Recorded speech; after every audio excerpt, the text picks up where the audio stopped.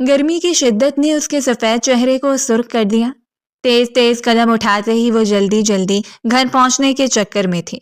ہر روز گرمی میں 10 منٹ پیدل چل کر واپس آنا بھی اسے وبال جان نظر آتا تھا، کیونکہ بس علاقے کے باہر سڑک پر رک جاتی اور وہاں سے 10 منٹ کا فاصلہ اسے پیدل ہی طے کرنا پڑتا، کیونکہ گاؤں کی تنگ گلیوں میں بس کا جانا تو ناممکن تھا، اور ویسے بھی اس علاقے سے وہ اکیلے ہی شہر کالج میں جاتی تھی، سو اسے اکیلے ہی جانا پڑتا۔ نہ جانے کتنی بار اس نے تایا جان کو ڈھکے چھپے لفظوں میں کہا تھا کہ اگر وہ آج اسے لینے کے لیے آ جائے، لیکن تائی کا غصہ اپنے عروج پر پہنچ گیا اور انہوں نے فوراً ہی ٹوکتے ہوئے کہہ دیا کہ کوئی ضرورت نہیں ہے، 10 منٹ کا فاصلہ ہے، پیدل چل کر آ جاؤ گی تو کمزور نہیں پڑ جاؤ گی، اور ویسے بھی اس وقت وہ آج دکان پر ہوتا ہے۔ حالانکہ وہ کھانے کے وقت گھر واپس آتا اور گھر میں 1-2 گھنٹے گزار کر ہی واپس جاتا تھا، لیکن اب تائی کو کون سمجھاتا؟ گرمی حد سے زیادہ تھی، بار بار چہرے پر آنے والے پسینے کو صاف کرتے ہوئے وہ جلد سے جلد گھر پہنچنا چاہتی تھی تاکہ تھوڑا آرام کر سکے۔ اسے سب سے زیادہ فکر یہ ہوتی تھی کہ راستہ کافی سنسان تھا اور اسے ڈر لگتا تھا سنسان راستوں سے۔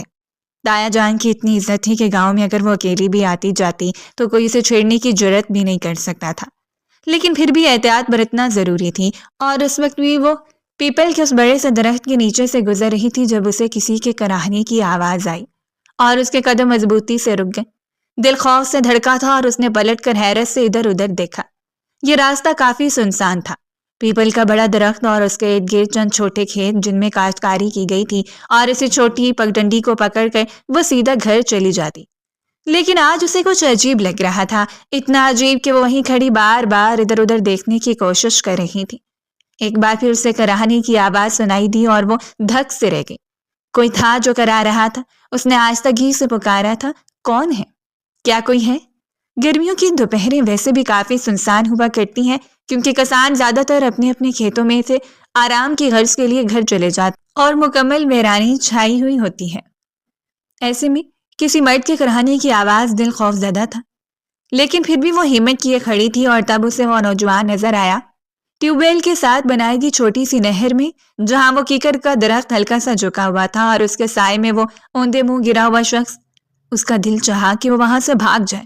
خوف اس پر بڑی شدت سے طاری ہوا تھا، لیکن پھر بھی نہ جانے کیوں وہ پھٹی پھٹی نظروں سے وہاں موجود اس شخص کو دیکھے جا رہی تھی جو شاید اٹھنے کی کوشش کر رہا تھا، اور اس کے قدم خود بخود اس کی جانب بڑھنے لگے۔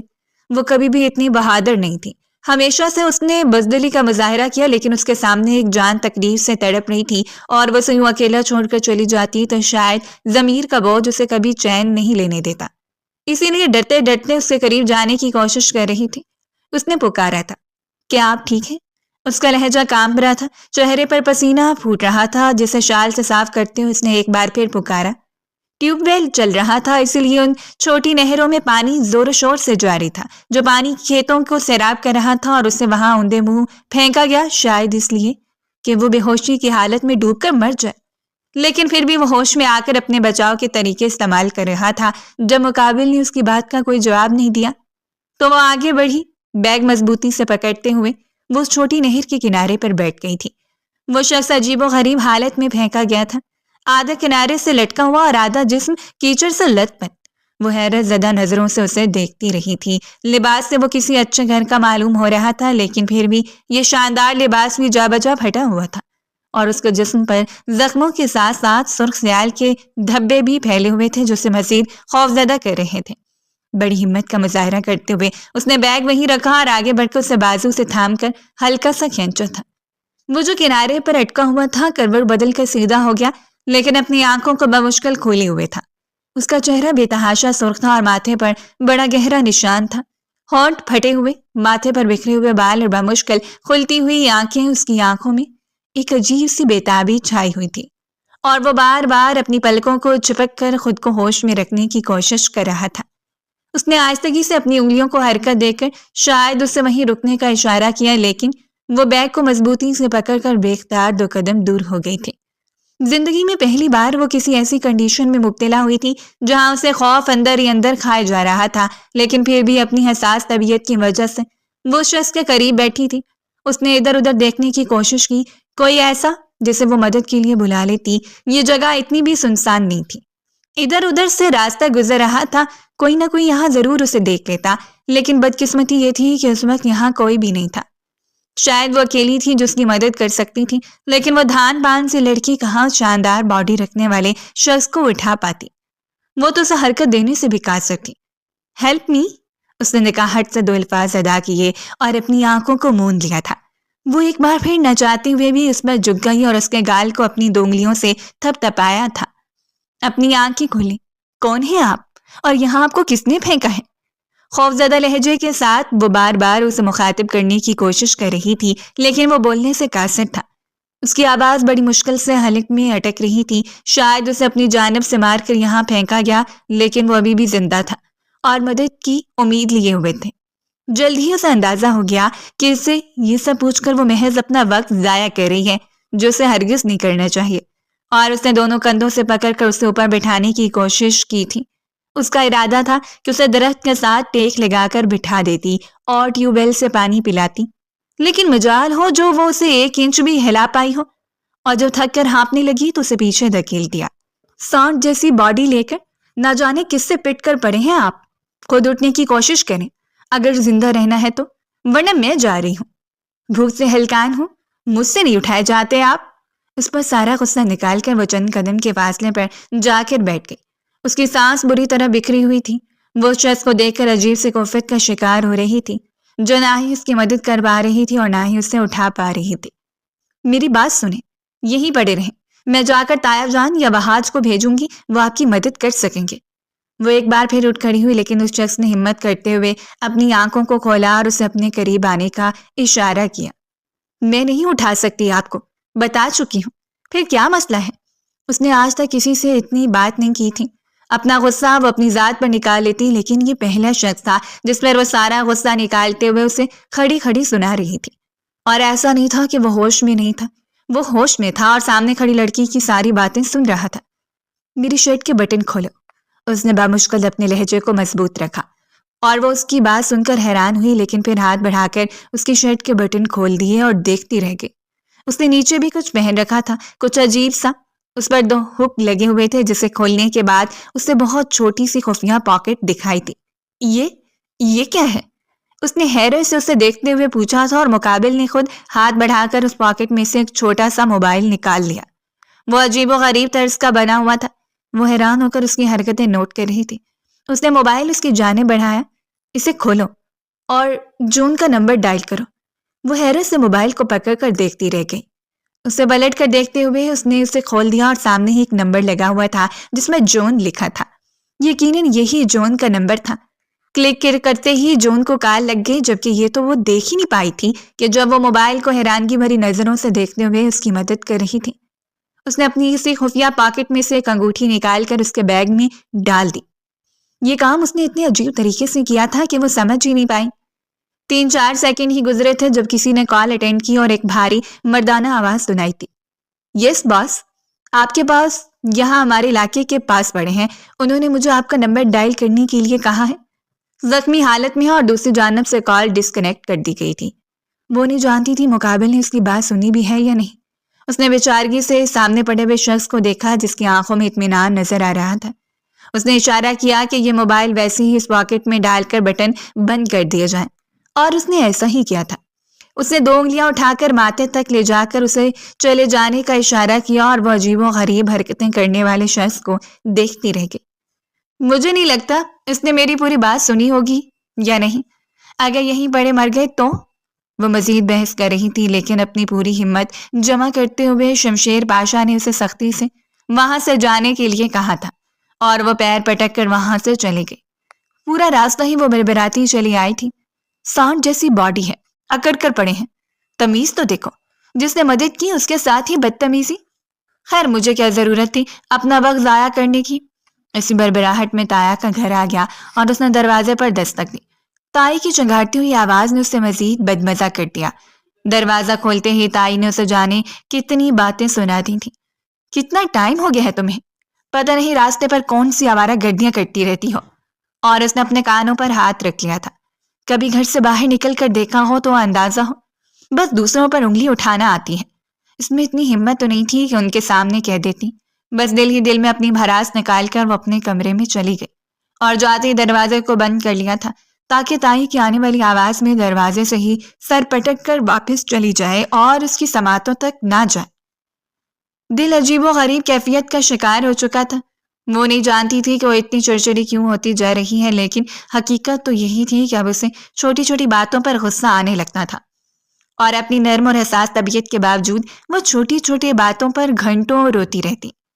اپنی جانب سے اس نے اس اجنبی شخص کی ایک چھوٹی سی مدد کی تھی، لیکن کوئی نہیں جانتا تھا کہ یہ مدد کس طرح اس کے گلے پڑنے والی ہے۔ اس شخص نے تسلیم کر لیا تھا کہ اگر وہ لڑکی یہاں نہ ہوتی تو نہ جانے وہ کہاں جاتا، کوئی اس کی مدد کرتا بھی یا نہیں۔ اس وقت تک دونوں نہیں جانتے تھے قسمت ان کے ساتھ کون سا حربہ استعمال کرنے والی ہے، اور وہ دونوں اجنبی ایک دوسرے کی زندگی میں مداخلت کر کے ایک دوسرے کے لیے کون سی مشکلات کھڑی کرنے والے ہیں۔ کچھ ہی دیر کے بعد جان چند گارڈز کے ہمراہ وہاں پہنچ چکا تھا اور اسے اٹھا کر گاڑی میں ڈال لیا۔ اس کی جان بچی تھی، اور یہ سب کچھ اسی لڑکی کا کیا دھرا تھا جس کی تصویر اس کی آنکھوں کے سامنے ابھی بھی لہرا رہی تھی۔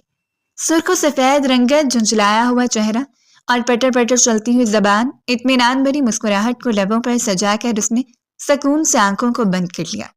شمشیر پاشا پر محترمہ کا احسان تھا، اور وہ احسان سود سمیت واپس کرنے کا عادی ہے۔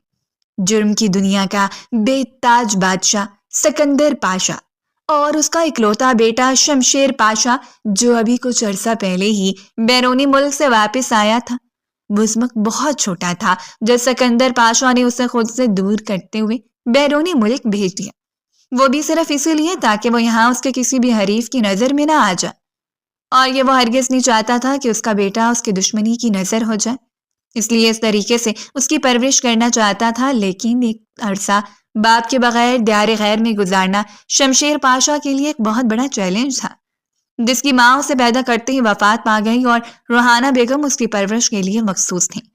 وہ نہیں جانتا تھا کہ روحانہ بیگم کے اس کے باپ کے ساتھ کس طرح کے تعلقات تھے، لیکن پھر بھی روحانہ بیگم نے ہمیشہ اس کی بہت اچھی طرح سے کیئر کی، اور وہ ہمیشہ ہی روحانہ بیگم کے زیر اثر رہا، بلکہ اس طرح کہ جیسے وہ روحانہ بیگم کا ہی بیٹا ہو، اور سکندر پاشا نے تو اسے بس اپنا نام دے رکھا تھا۔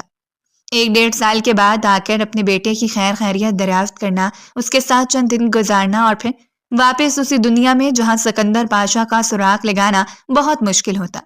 لیکن اب وہ تنگ آ چکا تھا، اس بیرون ملک کی زہریلی ہواؤں میں رہ رہ کر اس کا دم گھٹتا تھا، اور وہ واپس آنا چاہتا تھا۔ سو وہ واپس تو آ گیا، لیکن یہاں آ کر وہ جس دلدل میں پھنس چکا تھا، یہ دلدل اسے ہمیشہ ناگزیر لگتی تھی۔ اسے ہمیشہ ہی سکندر پاشا کی جرائم بھری دنیا سے نفرت تھی، اور اس نفرت کا اظہار وہ بلا جھجک کر دیا کرتا۔ لیکن پھر بھی سکندر پاشا اس کا باپ تھا، اس سے بے پناہ محبت کرتا تھا، اور ہرگز نہیں چاہتا تھا کہ وہ اگر یہاں رہے تو کسی کی زد میں آ جائے۔ اسی لیے اسے ہمیشہ اچھے پروٹوکول میں رکھا گیا۔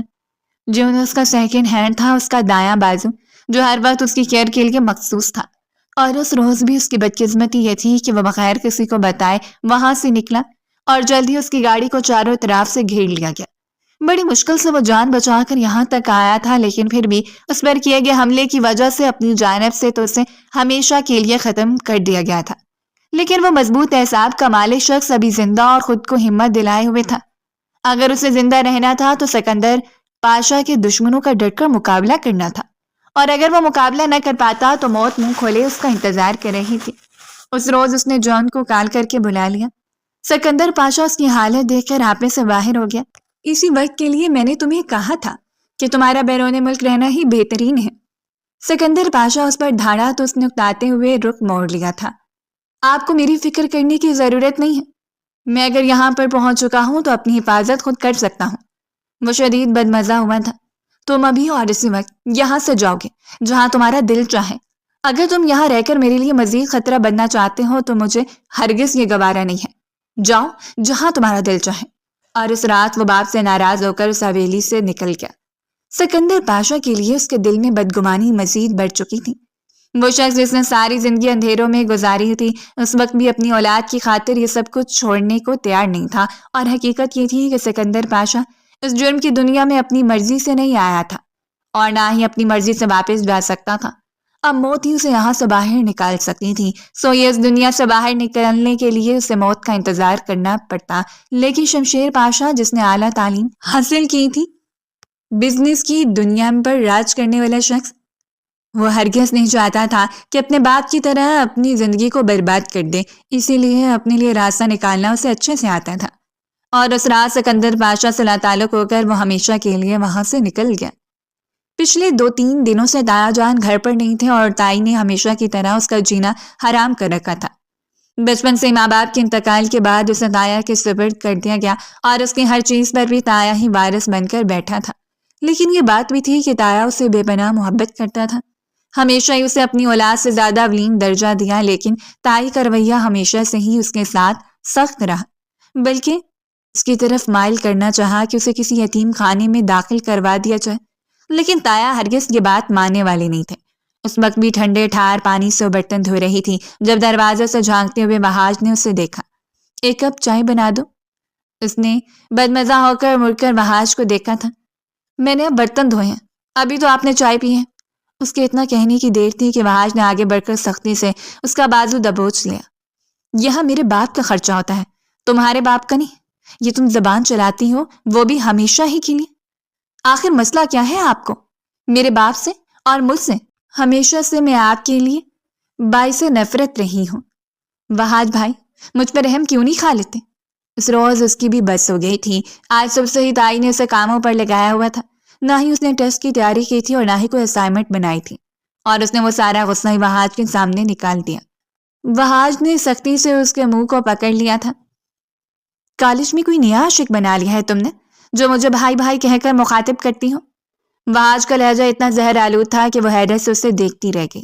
یہ اس کا تایا ذات تھا، اس کا اپنا خون جو اتنی نفرت سے پیش آتا تھا، اور تایا کے منہ سے وہ نہ جانے کتنی بار سن چکی تھی کہ وہ ان کے وحاج کی دلہن ہے۔ یہاں وحاج کا رویہ اس کے ساتھ میل نہیں کھاتا تھا، نہ جانے زندگی کیسے گزرتی۔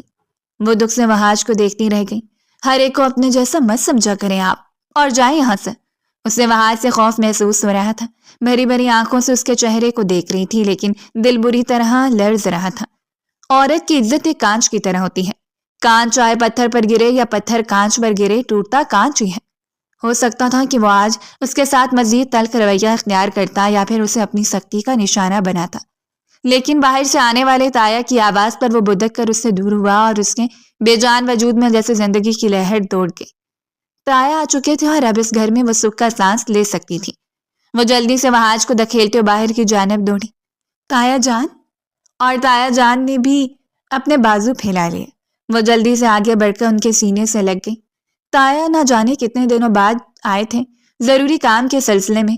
وہ جب بھی شہر جاتے وہ بےتابی سے ان کا انتظار کرتی رہتی، اور ابھی وہ بڑی بےتابی سے ان کا انتظار کر رہی تھی۔ تایا کے واپس آتے ہی وہ اٹھلاتی کھلکھلاتی ہوئی لڑکی ایک پل میں ہی سب کچھ بھول بھال گئی۔ جن کے پاس زندگی گزارنے کی ساری آسائشیں ہوتی ہیں، وہ لوگ چھوٹی چھوٹی بات کو انا کا مسئلہ بنا لیتے ہیں، لیکن وہ لوگ جنہوں نے بچپن سے صرف محرومی دیکھی ہو، وہ اپنی بڑی بڑی محرومیوں کو بھی چھوٹی خوشیوں سے جوڑ کر زندگی گزارنا سیکھ لیتے ہیں۔ اور اس کے ساتھ بھی کچھ ایسا ہی ہوا کرتا تھا۔ نہ جانے کب سے اسے اس دلدل سے نجات مل جاتی، لیکن ابھی تک تو کوئی امید نظر نہیں آتی تھی۔ لیکن وہ یہ نہیں جانتی تھی کہ وہ جس دل میں گھر کر چکی ہے وہ آسائشوں سے مالا مال دل اس کا احسان مند ہے، اور یہ احسان مندی کا محبت میں بدل جائے گی اسے خود بھی اندازہ نہیں۔ اس روز اس نے اس لڑکی کے حوالے سے ساری معلومات نکلوا لی تھی۔ یہ اس کے بائیں ہاتھ کا کھیل تھا۔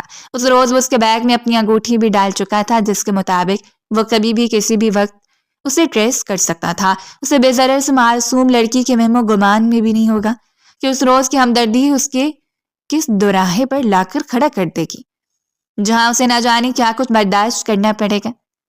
رات کے 11 بجے کا وقت تھا جب وہ سر جھکائے اپنی اسائنمنٹ کمپلیٹ کر رہی تھی اور اس کا موبائل بج اٹھا۔ اس نے حیرت سے پلٹتے ہوئے دیکھا، اس کا نمبر صرف 4 لوگوں کے پاس تھا، اور ان 4 لوگوں سے زیادہ اسے کسی کو اپنا نمبر دینے کی اجازت نہیں تھی۔ انجان نمبر سے آنے والی کال کو ڈسکنیکٹ کرتے ہوئے اس نے موبائل سائڈ پر رکھ دیا۔ آج تک کسی بھی انجان نمبر سے آنے والی کال کو اس نے ریسیو نہیں کیا تھا، لیکن متواتر آنے والی کال سے اسے جھنجھلانے پر مجبور کر دیا۔ کال ریسیو کرتے اس نے موبائل ابھی کان سے ہی لگایا تھا جب دوسری جانب سے بڑھنے والی سنجیدہ آواز نے اسے چونکنے پر مجبور کر دیا۔ شمشیر پاشا بات کر رہا ہوں۔ نور، میں آپ سے بات کرنا چاہتا ہوں۔ اور اس نے چونکتے ہوئے موبائل کان سے ہٹا کر موبائل کو دیکھا تھا۔ یہ کون تھا؟ شمشیر پاشا، جس کا نام بھی جانتا تھا؟ وہ حیرت زدہ رہ گئی جب دوسری بار اس نے خود ہی بات کا آغاز کیا تھا۔ میں سمجھ سکتا ہوں کہ شاید آپ کسی اجنبی سے بات کرنے سے کترا رہی ہیں، لیکن آپ مجھے جانتی ہیں، میں وہی شمشیر پاشا ہوں جس روز زخمی حالت میں آپ کو ملا تھا، وہ کہہ گیا اور نور کے دل کی دھڑکنوں میں ارتعاش برپا ہو چکا تھا۔ اس نے بے ساختہ اپنے لبوں کو دانتوں میں دبا لیا۔ آپ نے میرا نمبر کہاں سے لیا ہے؟ اس نے سب سے پہلے یہی پوچھا تھا۔ اس کا دل بے ہنگم دھڑک رہا تھا، شمشیر پاشا کے ساتھ کی گئی ہمدردی اس کے گلے نہ پڑ جائے۔ گھر کے ماحول سے وہ بہت اچھی طرح واقف تھی، تائی چھوٹی سی بات کو ایک بڑا داغ بنا کر اس کے کردار پر ثبت کر دیتی جو اسے ساری عمر دھونا پڑتا۔ میں نے نمبر حاصل کر لیا ہے، یہ میرے لیے مشکل کام نہیں تھا، اگر میں چاہوں تو اس وقت بتا سکتا ہوں کہ آپ کہاں ہیں۔ اور اس نے ٹھک سے کال کاٹ کر موبائل گود میں رکھ لیا۔ یا اللہ! اس کے لبوں نے ہلکی سی سرگوشی کی تھی اور موبائل پر آنے والی نوٹیفیکیشن نے اسے چونک جانے پر مجبور کر دیا۔ شمشیر پاشا کسی کا برا نہیں جا سکتا، میں نے صرف آپ کا شکریہ ادا کرنا تھا محترمہ، اور آپ گھبرا گئی ہیں۔ وہ عجیب لہجے میں بات کر رہا تھا۔ اس نے جلدی سے میسج ڈیلیٹ کرتے ہوئے اس کا نمبر ڈیلیٹ کر دیا۔ پھر وقت وہ کسی سے بھی بات کرنے کے موڈ میں نہیں تھی اور یہی چاہتی تھی کہ آئندہ شمشیر کبھی اس کے نمبر پر کال نہ کرے، لیکن اگلے ہی دن وہ کالج کے گیٹ پر نظر آ گیا۔ بڑی خوبصورتی سے گاڑی کے ساتھ ٹیک لگائے وہ چشمہ آنکھوں پر چڑھائے دلکشی سے اسے دیکھ رہا تھا، جسے دیکھ کر ہی اس کے قدم خود بخود وہ حسین و جمیل لڑکیاں مڑ مڑ کر اسے خوبرو شہزادے کو دیکھ رہی تھی جو وہاں موجود اپنی پرسنالٹی سے ہر ایک کے دل میں گدگدی کر رہا تھا۔ یہ کون ہے؟ کیا تمہارا کوئی کزن ہے؟ اس کی دوست ندا ہلکا سا اس کی جانب جھکی تھی اور اس نے ندا کو دور دھکیل دیا۔ میں اسے نہیں جانتی۔ دوپٹہ سر پر کھینچتے ہوئے وہ جان بوجھ کر ادھر ادھر دیکھ کر نکلنے لگی تھی تاکہ شمشیر کی نظر اس پر نہ پڑے، اور یہ نہیں جانتی تھی کہ وہ تو اس پر نظریں جمائے ہوئے کھڑا ہے۔ اس کے سامنے آ کر کھڑا ہو گیا۔ گاڑی میں بیٹھ جائیں، میں صرف آپ سے بات کرنا چاہتا ہوں۔ اور اس نے شمشیر پاشا کے سامنے ہاتھ چھوڑ دیے تھے۔ خدا کا واسطہ ہے میرا پیچھا چھوڑ دیں۔ ہو گیا آپ کا شکریہ ادا، قبول کر لیا ہے میں نے، جائیں یہاں سے۔ وہ اتنے تلخ لہجے میں بات کر رہی تھی جتنی تلخی اس کے اندر بھری ہوئی تھی۔ امیر و کبیر بات کے خبرو شہزادے کے لیے یہ کوئی بڑا مسئلہ نہیں تھا، کسی بھی لڑکی کو اپنی گاڑی میں بٹھا کر محبت کے دو بول بول لینا یا پھر دل کشی سے دیکھ کر مسکرا دینا، لیکن یہ بات اس کی عزت کے لیے ایک بہت بڑا دھچکا ثابت ہو سکتی تھی۔ وہ نہیں چاہتی تھی کہ تایا جان اس کی وجہ سے سر جھکانے پر مجبور ہو۔ اس سے پہلے کہ وہ پلٹ جاتی شمشیر نے اسے پکارا تھا، نور میری بات تو سن لے۔ اس کا لہجہ بھی اسی کی طرح تھا، دلکش، دل کو دھڑکا دینے والا۔ وہ بات کرتا تو وقت کو روک دینے کی حیثیت رکھتا تھا۔ ماتھے پر بکھرے ہوئے بال، خمدار مونچھیں، گھنی داڑھی، انابی لب جو ایک دوسرے میں پیوست تھے، اور گالوں میں پڑنے والے گڑھے جو کسی کے دل کو بھی بے قرار کر سکتے تھے۔ اس کی گہری سرخ آنکھیں جو اس وقت چشمے کے سائے میں تھیں بڑی جاذبیت سے نور کے چہرے کو دیکھ رہی تھی۔ اس نے آگے بڑھ کر ہلکا سا نور کے دوپٹے کا پلو پکڑنے کی کوشش کی تھی اور غلط فہمی میں نور نے پلٹتے ہوئے ایک تھپڑ اس کے چہرے پر رسید کر دیا۔ میں کبھی نہیں سوچ سکتی تھی کہ یہ ہمدردی میرے گلے پڑ جائے گی، بہتر تھا کہ اس روز مر جاتے۔ شمشیر پاشا، اس نے اتنے سخت لہجے میں کہا تھا کہ وہ دھک سے وہیں کھڑا رہ گیا۔ اس کے گارڈ آگے بڑھے لیکن اس نے ہاتھ اٹھا کر ان کو وہیں رکھ جانے کا اشارہ کر دیا۔ زندگی میں پہلی بار تھا جب کسی نے شمشیر پاشا کے منہ پر نہیں بلکہ اس کی روح پر لگا تھا۔ اس کی انا پر پڑنے والا تھپڑ اتنا زوردار تھا کہ اس نے سر آنکھوں سے ایک نظر ادھر ادھر متوجہ لوگوں کو دیکھا اور پھر گاڑی کے اندر آ کر بیٹھ گئے۔ مجھے اس لڑکی کی ایک ایک بلکہ رپورٹ چاہیے۔ اس کے جبڑے سختی سے ایک دوسرے میں پیوست تھے، غصے سے اس کے دماغ کی رگیں تنی ہوئی تھی۔ اگر کوئی اور ہوتا تو شاید واپس اپنے قدموں پر چل کر نہ جاتا، لیکن یہاں بات کچھ اور تھی۔ جلد بازی میں اس نے شمشیر پاشا کے منہ پر تھپڑ تو رسید کر دیا تھا، لیکن اب اپنے ہاتھ بری طرح لرز رہے تھے۔ بس میں بیٹھ کے وہ بار بار اپنی نم ہتھیلیوں کو صاف کرنے کی کوشش کر رہی تھی۔ دل گھبرا رہا تھا، باتیں پر پسینے کے قطرے نمودار ہو رہے تھے اور لبوں کو کچلتے ہوئے وہ خود کو نارمل ظاہر کر رہی تھی۔ یا اللہ، یہ میں نے کیا کر دیا؟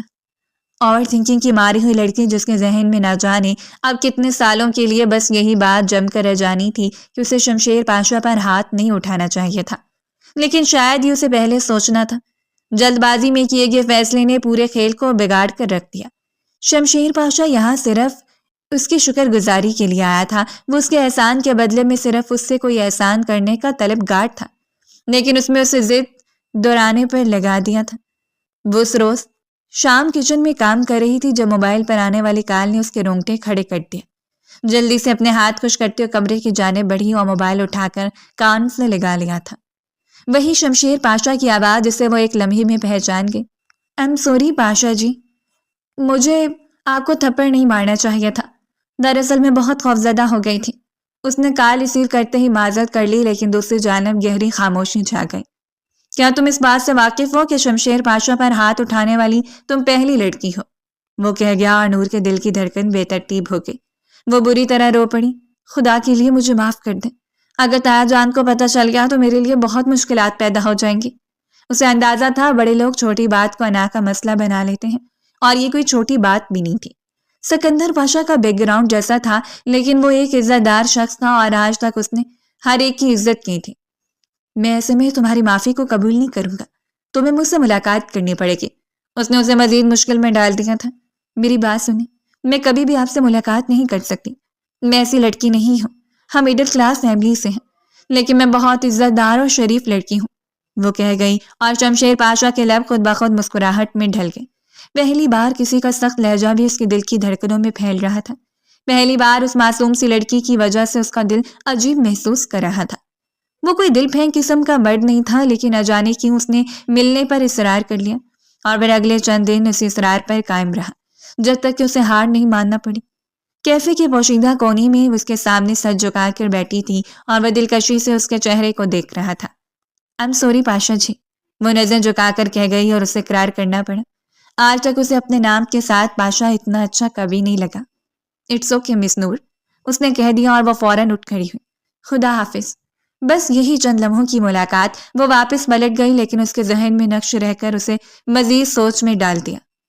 آئی اماں، ابھی واپسی کا ارادہ نہیں ہے میرا۔ روحانہ بھی اس کے لیے پریشان تھی۔ سکندر کے پاس کیوں نہیں چلے جاتے؟ آپ کیا چاہتی ہیں؟ آپ سے بات نہ کیا کروں؟ وہ بدگمان تھا اور اس کا حق بنتا تھا۔ میری جان، مجھے تمہاری فکر ہے۔ وہ رونے کے قریب تھی۔ آ جاؤں گا بہت جلد، لیکن اس بار اکیلا نہیں۔ جانے کے اس خیال کے زیر اثر وہ کہہ گیا، اور وہ ٹھٹک گئی۔ انہوں نے اسے پائل پوس کا جوان کیا تھا، اس کی رگ رگ سے واقف تھی۔ تمہارے کہنے کا مطلب ہے میری بہو؟ گویا کسی کی برسوں کی خواہش کی تکمیل ہو گئی ہو۔ نہیں، اس بارے میں ابھی کچھ نہیں کہہ سکتا۔ وہ سنجیدہ تھا۔ آپ کسی سے ذکر نہیں کریں گی، خاص طور پر بابا سے؟ انہیں اطمینان تو دلا دیا، لیکن دل بے قرار تھا۔ اس حسین لڑکی کے حوالے سے اس نے کچھ گمان تو پال رکھے تھے، لیکن اسے اندازہ نہیں تھا کہ اس کے گمانوں پر کتنا پورا اترے گی۔ وہی لڑکی جو اسے بھرے راستے میں تھپڑ مار سکتی تھی، اس لڑکی کے لیے ہرگز مشکل کام نہیں تھا کہ اسے کھڑے کھڑے منہ پر انکار کر دیتی، اور اس روز ایسا ہی ہوا۔ پاشا ایک بار پھر اس سے ملاقات کرنے کے لیے چلا گیا، لیکن اس روز دانستہ طور پر وہ وہاں نہیں کھڑا تھا جہاں اسے تھپڑ پڑا تھا، بلکہ وہاں موجود تھا جہاں ان کی پہلی ملاقات ہوئی تھی۔ وہ پاشا کو دیکھ کر ٹھٹک کر رکی۔ اسے تو لگا تھا کہ معاملہ ختم ہو چکا ہے، لیکن پاشا کی بڑھتی جسارتیں سے تکلیف میں مبتلا کر رہی تھیں۔ میں صرف یہاں آپ سے بات کرنے کے لیے آیا ہوں نور، اس نے کہہ دیا، اور نور خوفزدہ نظروں سے ادھر ادھر دیکھ رہی تھی۔ اگر کسی نے یہاں دیکھ لیا تو شاید یہ رات میں قبر میں گزاروں گی۔ اور وہ بے اختیار چون کر اسے دیکھنے لگا۔ جب تک شمشیر پاشا زندہ، کوئی تمہیں ہاتھ بھی نہیں لگا سکتا، اس نے اتنے عجیب لہجے میں کہا تھا کہ اپنی بڑی بڑی آنکھوں کو اس کے لبوں پر گاڑ کر کھڑی رہ گئی۔ میں آپ سے کوئی بات نہیں کرنا چاہتی، اور وہ اس کے سامنے آ کر کھڑا ہو گیا تھا۔ مجھے بس ایک چھوٹی سی بات کرنی ہے، اور وہ اسے دیکھتے ہوئے پلٹ گئی۔ کیا مطلب ہے آپ کا؟ ہمارے درمیان ہونے والی ہر بات ختم ہو گئی ہے، اور پھر سے آپ کون سی بات کا آغاز کرنا چاہتے ہیں؟ اور بادشاہ نے کھیت میں جھک کر وہ چھوٹا سا پھول توڑ کر اس کی جانب بڑھا دیا۔ اگر میں کہوں کہ میں نور شفیق سے شادی کرنا چاہتا ہوں تو؟ اور وہ بے اقدار 2 قدم پیچھے ہٹ گئی تھی۔ اسے اپنا کامتا ہوا ہاتھ اپنے منہ پر جما دیا۔ اس سے زیادہ وہ سن ہی نہیں پائی۔ بس اس نے شمشیر پاشا کو وہیں چھوڑا اور گھر کی جانب دوڑ لگا دی تھی۔ وہ نہیں جانتی تھی پیچھے کھڑا ہوا شخص اسے کتنی دیر تک دیکھتا رہا۔ وہ مذاق کر رہا تھا یا حقیقت، لیکن اس کا دل بری طرح خوفزدہ ہو چکا تھا۔ تائی ٹھیک کہتی تھی، زمانہ نہیں ہے آج کل لوگ ایسے ہی پیچھے پڑ جاتے ہیں، جیسے شمشیر پاشا اس کے پیچھے پڑ گیا تھا۔ اور شام اس نے سارے خوف کو پس پش ڈالتے ہوئے ایک آخری بار اسے کال کی، میرا پیچھا چھوڑ دیں، اگر آپ نے میرا پیچھا کرنے کی کوشش کی تو مجھ سے برا کوئی نہیں ہوگا۔ میں نہیں کرنا چاہتی آپ سے شادی، اپنے تایا زاد کے ساتھ منسوب ہوں، اس نے کہہ دیا تھا تاکہ شمشیر پاشا سے جان چھڑا لے، لیکن جان چھڑانا اتنا آسان نہیں تھا۔ شمشیر پاشا نے انتخاب کر لیا ہے، میں نے ہار ماننا نہیں سیکھی، اگر تمہیں رشتے عزیز ہیں تو تم اپنے رشتوں پر توجہ دو، میں اپنی جانب سے کوشش ضرور کرتا رہوں گا۔ اور وہ بڑا کٹی تھی۔ خدا کا واسطہ ہے پاشا، مجھے نہ دیں، آپ سوچ بھی نہیں سکتے کہ مجھ جیسی لڑکیوں کی عزت کتنی نازک ہوتی ہے۔ وہ بس اسے سمجھائے جا رہی تھی اور کافی دیر اسے سمجھانے کے بعد کال کاٹ کر موبائل ہاتھ میں دبوچ کر پلٹی تھی۔ جب دروازے میں کھڑے ہوئے وحاج کو دیکھ کر وہ وہیں ساکت رہ گئی۔ وحاج کی آنکھوں میں تازہ، شاید وہ اس کی بات سن چکا تھا، وہ نہیں جانتی تھی وحاج نے کیا کچھ سنا اور اس نے کیا نتیجہ اخذ کر لیا، لیکن وحاج کی آنکھوں میں پھیلتی ہوئی بدگمانی زہر سے بھی زیادہ زہریلی تھی۔ اچھا تو یہ گل کھلا رہی ہو تم، وہ آج نے کہہ دیا، اور نور کے چہرے کی رنگت قابل رحم تھی۔ ایسی کوئی بات نہیں ہے وحاج، اس کے دل نے شدت سے دعا کی تھی کہ وحاج اس کی بات مان جائے، اس کی بات سن لے، لیکن وحاج نے اتنا بڑا تماشا کھڑا کر دیا کہ اس نے فوراً تایا اور تائی کو بھی اس بات سے آگاہ کر دیا کہ یہ نہ صرف کسی لڑکے کے ساتھ تعلقات قائم کر چکی ہیں بلکہ اس کے ساتھ بھاگنے کے منصوبے بنا رہی ہیں، اور وہ دھک سے رہ گئی تھی۔ ایسا تو کبھی سوچ بھی نہیں سکتی تھی، جیسا الزام اس کی ذات پہ لگایا جا چکا تھا وہی ہوا جس کا اسے ڈر تھا۔ شمشیر پاشا نے اسے وہ دن دکھا دیا جو قیامت خیز تھا، اور اس کی قیامت خیزیوں سے ہی تو وہ خوفزدہ تھی۔ اس نے اپنا سر پیٹ لیا، یہی دن دیکھنا باقی تھا۔ لوٹ آئی تم؟ ہم اپنی ماں کی کرتوتوں پر، میں تو سمجھتی تھی کہ تم صرف زبان کی تیز ہو، بلکہ تم تو ہر طرف سے ہی تیز نکلے۔ اور تایا بس سر جھکائے بیٹھے ہوئے تھے۔ بابا، آپ نے خود کہا تھا یہ میری منگ ہے، آپ اسے میرے ساتھ منسوب کر چکے ہیں، اسی لیے 10 دنوں کے اندر اندر مجھے اس کے ساتھ نکاح چاہیے، ورنہ اسے اس گھر سے نکال دیں۔ اس نے سخت لہجے میں عابد صاحب کو دیکھتے ہوئے کہہ دیا تھا، اور وہ بھی سر جھکائے پریشانی کی حالت میں بیٹھے ان سب کی ڈرامے بازیوں کو دیکھتے رہ گئے۔ وہ کبھی بھی یقین نہیں کر سکتے تھے کہ ان کی بھتیجی اس موڑ پر آ سکتی ہیں۔ اگر اسے کوئی پسند تھا تو اپنے تایا سے بات کر سکتی تھی۔ آج تک انہوں نے اسے صرف اپنی بیٹی سمجھا تھا۔ وہ جانتے تھے کہ اس گھر میں اس کے ساتھ زیادتیاں ہوتی آ رہی ہیں، لیکن اس کا مطلب یہ نہیں تھا کہ اس کی جانب سے غافل تھے۔ اس نے اپنا نمبر آف کر دیا۔ وہاں نے اسے موبائل لے لیا تھا اور سم نکال کر توڑ دی۔ میں دیکھتا ہوں کیسے تمہارا یار تمہارے ساتھ عیاشیاں کرنے کے لیے میرے دروازے تک پہنچتا ہے۔ اور وہ بس روتے ہوئے وحاج کو دیکھتی رہ گئی۔ ساری صفائیاں ختم ہو چکی تھیں۔ وہ اگر اپنے کردار کی صفائی دینا شروع کر دیتی تو اس کے الفاظ بے مول چلے جاتے، کیونکہ اس کے رشتوں میں پہلے ہی شک کا بیج بو دیا گیا تھا، اور اب یہ بیج ایک تناور درخت بننا تھا۔ اور بلاخر وہ رات بھی آ گئی جس رات اسے وحاج کے نام کی مہندی لگا دی گئی۔ اس نے چاہا تھا کہ وہ چپ چاپ خود کو وحاج کے نام کر دے گی، تایا کی عزت بچا لے گی اور شمشیر پاشا سے نجات حاصل کر لے گی، کیونکہ وہ بہت خوفزدہ تھی۔ شمشیر جیسا بھی شخص تھا، لیکن اس کے پل پل کی خبر رکھے ہوئے تھا۔ وہ چاہتا تھا کہ اسے ایک موقع تو دے دے، اور ایک بار تو وہ قسمت کو آزما لے۔ اگر دل پہلی بار کسی کے لیے دھڑکا تھا تو اس کو اپنا بنانے کی کوشش تو کرتا، لیکن یوں لگ رہا تھا جیسے مقدر اس کی مخالف سمت میں چل رہے ہیں۔ قسمت اس کی کسی بھی بات پہ یقین کرنے سے انکار کر رہی ہے۔ وحاج کے نام کی مہندی لگائے وہ اس خوبصورت شرارے میں بالکل تیار بیٹھی تھی، تاکہ کچھ ہی دیر کے بعد رسم کے لیے اسے لڑکیاں لینے آئیں اور وہ باہر چلی جائے۔ جب ایک نازک سی لڑکی کمرے میں داخل ہوئی، اسے لگا تھا شاید کوئی مہمان لڑکی ہے۔ اس نے چادر سے اپنے منہ کو ڈھانپ رکھا تھا۔ وہ اس کی جانب آئی اور جب اس کے بے تحاشا قریب آ گئی تب اسے کچھ غلط ہونے کا احساس ہوا۔ وہ جلدی سے پیچھے ہٹی، لیکن اس سے پہلے ہی لڑکی نے نامحسوس طریقے سے اس کے ہاتھ میں وہ پیکٹ تھما دیا۔ اس کا دل بری طرح دھڑک رہا تھا۔ وہ اسے آوازیں دیتی رہ گئی، لیکن وہ یوں غائب ہوئی جیسے کہ یہاں آئی ہی نہیں تھی، اور اس نے بالآخر کانپتے ہوئے ہاتھوں سے وہ پیکٹ کھول لیا۔ ایک پرچی جس پر تحریر کیا گیا تھا، میں یہ موبائل صرف تمہارے لیے بھیج رہا ہوں نور، ایک آخری رات ہے تمہارے پاس، خدا کے لیے صرف ایک بار میری ذات کو موقع دے کر تو دیکھو۔ ساری زندگی رشتوں کے جال میں پھنس کر تم نے اپنی زندگی کو برباد کیے ہیں، ایک بار کوشش تو کرو، میں تمہیں اتنی محبت دوں گا کہ تمہیں کسی بھی چیز کے لیے تڑپنا نہیں پڑے گا۔ اور اس نے وہ تحریر ٹکڑے ٹکڑے کر کے پھینک دی تھی۔ اس پیکٹ سے ایک چھوٹا سا موبائل بھی نکلا۔ وہ نہیں جانتی تھی کہ اسے اس وقت کیا کرنا چاہیے۔ لوگ آئے ہوئے تھے، وہ کسی کے لیے بھی مشکوک بن سکتی تھی، اور تائی نے تو اس پر خاص نظر رکھی ہوئی تھی جیسے کہ وہ یہاں سے فرار ہو جائے گی۔ اس نے موبائل آن کیا اور فوری طور پر شمشیر پاشا کی کالوں سے موصول ہوئی۔ مجبوراً اس نے کامتے ہوئے ہاتھوں کے ساتھ کال اٹینڈ کر لی۔ میں کسی اور کی دلہن بنی ہوں اور کل کسی کی بیوی بن جاؤں گی، میرے راستے سے ہٹ جائیں۔ پاشا، آپ صرف اور صرف اپنے وقت کا ضیاع کر رہے ہیں اور میری عزت خراب کر رہے ہیں۔ اور وہ رو پڑی تھی۔ آج اس حسین موقع پر اس کے ساتھ کوئی اپنا نہیں تھا، اور پھر یہ پریشانیاں، یہ بدگمانیاں اسے مزید کمزور کر رہی تھیں۔ میں خود سے تمہارے راستے میں نہیں آؤں گا، لیکن اس غلط راستے کا انتخاب کرنے سے پہلے ایک بار پلٹ کر پاشا کی طرف دیکھنا، وہ ہر راستے میں تمہارا منتظر کھڑا ہوگا۔ اس نے کال ڈسکنیکٹ کرتے ہوئے موبائل چھپا دیا تھا۔ کچھ دیر کے بعد رسم کے لیے اسے لڑکیاں لینے آ گئی۔ وہاج پہلے ہی وہاں موجود تھا، اس کے پہلو میں آ کر بیٹھ گئی، لیکن وہاج اسے بڑی کڑی نظروں سے گھور رہا تھا۔ آپ نے اس کو بتا تو دیا ہوگا تم نے کہ تم اب میری بیوی بننے جا رہی ہو؟ وہ طنز کرنے سے باز نہیں آیا اور وہ چپ چاپ سر جھکا گئی۔ غصہ اس قدر پھوٹ رہا تھا کہ وہ یہیں وہاج کو بھی کھڑے کھڑے سنا دیتی۔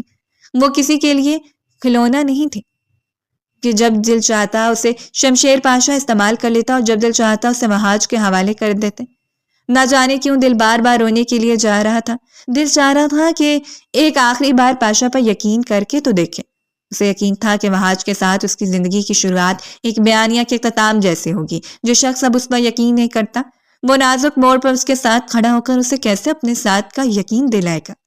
اس کی پشت میں ہاتھ ڈالتے ہوئے عجیب طریقے سے وہاج نے اس کی نازک سی پشت میں اپنی انگلیاں گاڑ دی تھیں۔ بس آج کی رات ہے، کل میری دسترس میں آ جاؤ گی۔ اور اس نے بغیر کسی کی پرواہ کیے وہاج کو دور دھکیل دیا تھا۔ بڑی سخت نظروں سے اس نے وہاج کو گھورا اور تھوڑے فاصلے پر ہو کر بیٹھ گئی۔ میرے ساتھ بدتمیزی کرنے کی کوشش مت کریں وہاج، میں آپ کی ہونے والی بیوی ہوں۔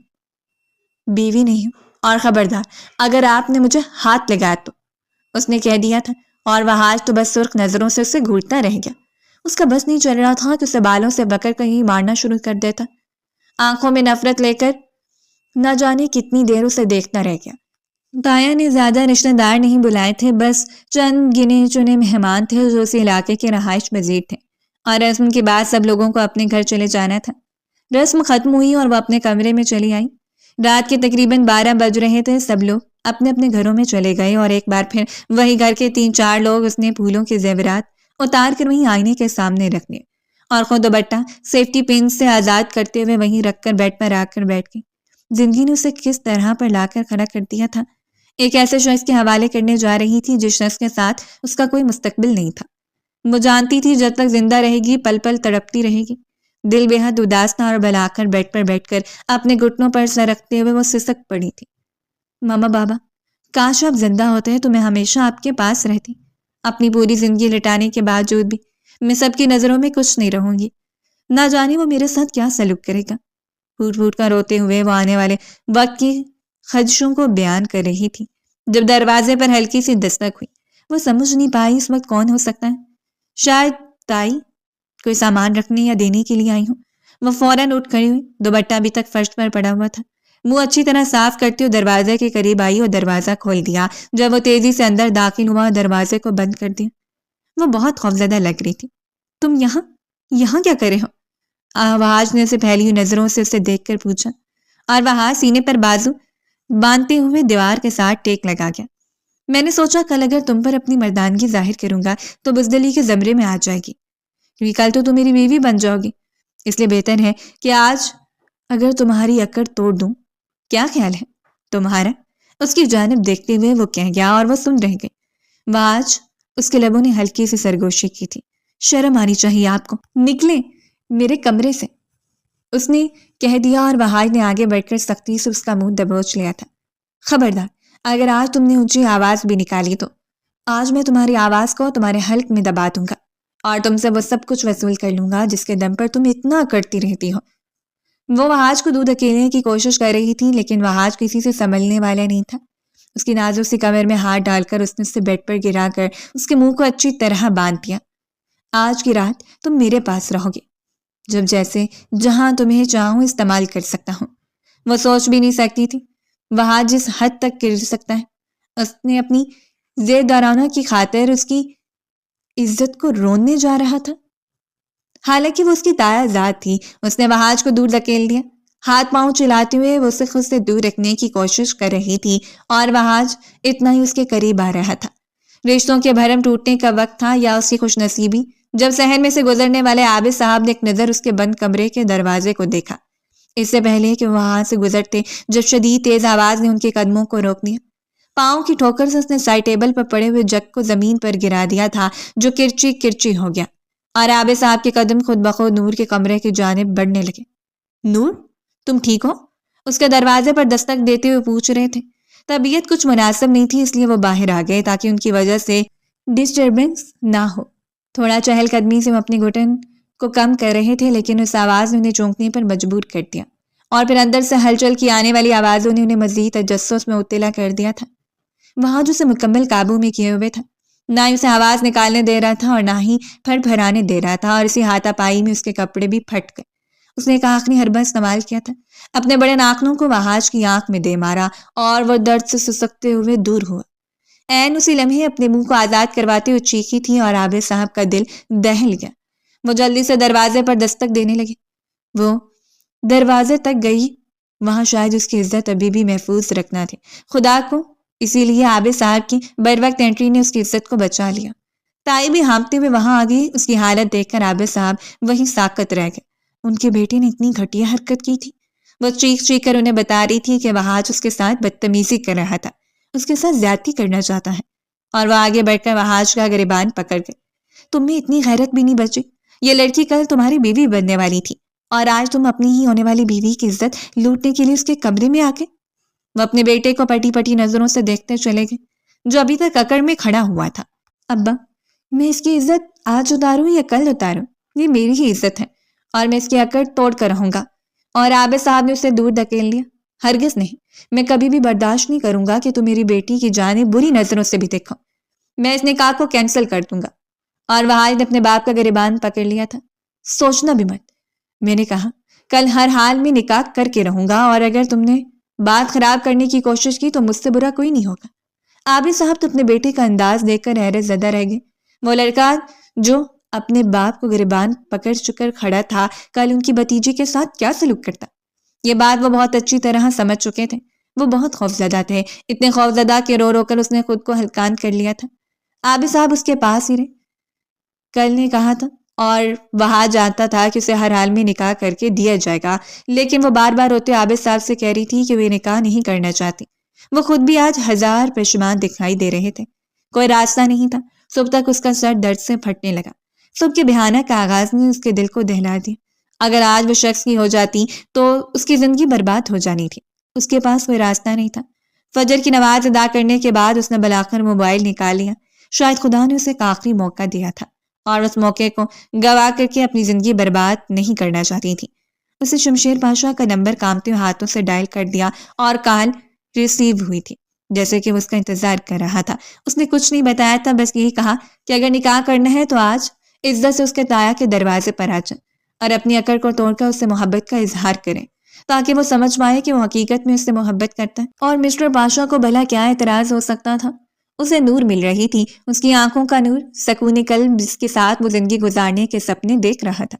اس کے لیے بڑا اس سے بڑی خوشخبری کیا ہو سکتی تھی کہ نور نے خود اسے یاد کیا تھا۔ حالات کیسے تھے وہ بہت اچھی طرح جانتا تھا۔ وحاج کے مزاج کو بھی وہ جان چکا تھا، اور اسے اندازہ تھا کہ یہ غلط فیصلہ ہے، لیکن نور کس قدر تکلیف میں تھی، یہ بات اسے مزید تکلیف کا شکار کر رہی تھی۔ اسے دلہن کا روپ دے دیا گیا، مہمان آنے لگے تھے، اور وہ شخص اپنی ہر درمی پر قائم تھا۔ اسے کوئی شرمندگی نہیں تھی، نہ اسے ماں باپ کا لحاظ تھا، اور نہ ہی اپنے تایا ذات کی عزت کی پرواہ۔ اسے بس اپنی ضد پر قائم رہنا تھا، اپنی انا کی جیت پر سر کو فخر سے بلند کرنا تھا۔ دلہن کے روپ میں وہ نہایت دلکش لگ رہی تھی۔ دل ڈوب کر ابھر رہا تھا۔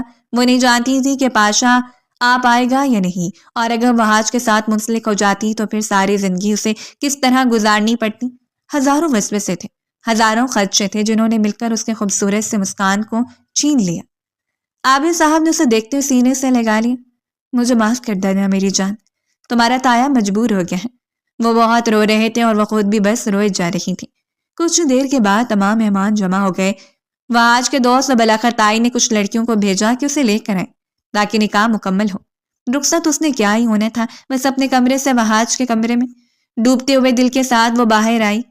تیار کی گئی تھی، وہ پھولوں کے پار اس دیوار کی جانب بیٹھتے ہوئے بار بار اپنی بےتاب نظروں سے داخلی دروازے کو دیکھ رہی تھی۔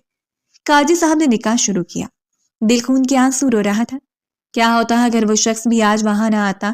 شاید وہ تباہ و برباد ہو کر رہ جاتی، اور کوئی راستہ نہیں تھا سوائے خاموشی۔ قاضی صاحب نکاح شروع کر چکے تھے، اور اس کا دل تڑپ تڑپ کر اس شخص کو بلا رہا تھا جس کے سہارے وہ یہاں تک پہنچ گئی۔ قاضی صاحب اسے رضامندی طلب کر رہے تھے جب اسے داخلی دروازے سے اندر آتا ہوا دکھائی دیا۔ وہ گارڈز کے ہمراہ چمکتا ہوا چاند کی طرح کھلتا چہرہ اتنا دلکش لگ رہا تھا کہ وہ گھونگھٹ کی آڑ سے بھی نہ جانے کتنی دیر اس کے چہرے کو دیکھتی رہ گئی۔